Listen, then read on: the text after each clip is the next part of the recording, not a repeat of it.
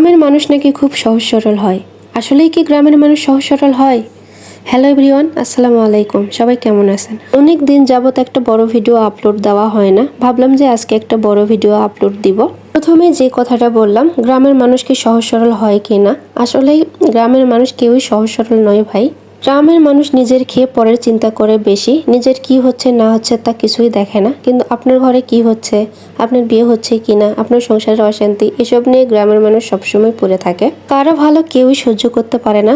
আপনি যদি একটু উপরে ওঠেন, দেখবেন আপনাকে নিচে নামাতে একটুও সময় নিবে না।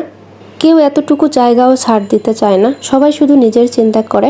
নিজের বেলায় 16 আনা আর পরের বেলায় যেন 4 আনাও না হয়।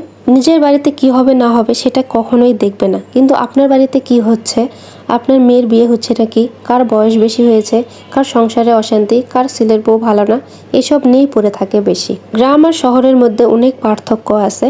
গ্রামের মানুষ আর শহরের মানুষের মধ্যে বিশাল তফাৎ। শহরে কি হচ্ছে না হচ্ছে, আপনি কোথায় যাচ্ছেন, কি করছেন, কি খাচ্ছেন, কেউই দেখে না, কেউ খোঁজও রাখে না।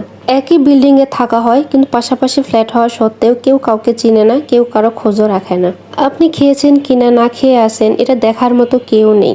শহরের মধ্যে এটাই যে আপনার কি হচ্ছে না হচ্ছে এটা দেখার মতো কেউ নেই। কেউই আপনাকে বলবে না আপনার বিয়ে হয়েছে কিনা, আপনার সংসার আছে কিনা, আপনার কয়টা ছেলে মেয়ে, এসব দেখার মতো কারো সময়ই নেই। গ্রামে থাকা যেমন অসুবিধা আছে, তেমনই অনেক সুবিধাও আছে। কিছু কিছু কারণ আছে যে কারণগুলোতে গ্রামে থাকতে অনেক বেশি ভালো লাগে। যেমন অনেক বেশি কাজ করতেছেন, তখন দেখবেন সবাই মিলে একটু সাহায্য করছে। আবার কখনো কখনো সবাই মিলে গল্প করা, আড্ডা দেওয়া, কেউ অসুস্থ হলে তাকে দেখতে যাওয়া, পাশে দাঁড়ানো।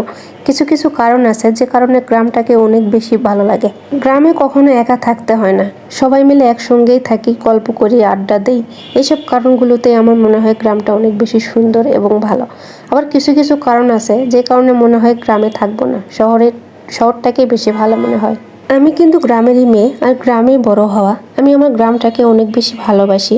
তবে কিছু কিছু কারণে আমার মনে হয়েছে এই কথাগুলো, তাই বললাম। তো যাই হোক, অনেক কথা বলে ফেললাম। এতক্ষণ পর্যন্ত শুধু বকবকি করলাম।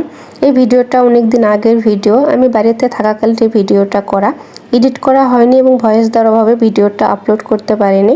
মিষ্টি লাউ দিয়ে মাছের ঝোল রান্না করেছি এবং তারপরে ছোট বোন মাকে বলছিলাম যে আমি সবার জন্য পাস্তা রান্না করব। পাস্তা রান্না করে সবাইকে খাওয়াবো।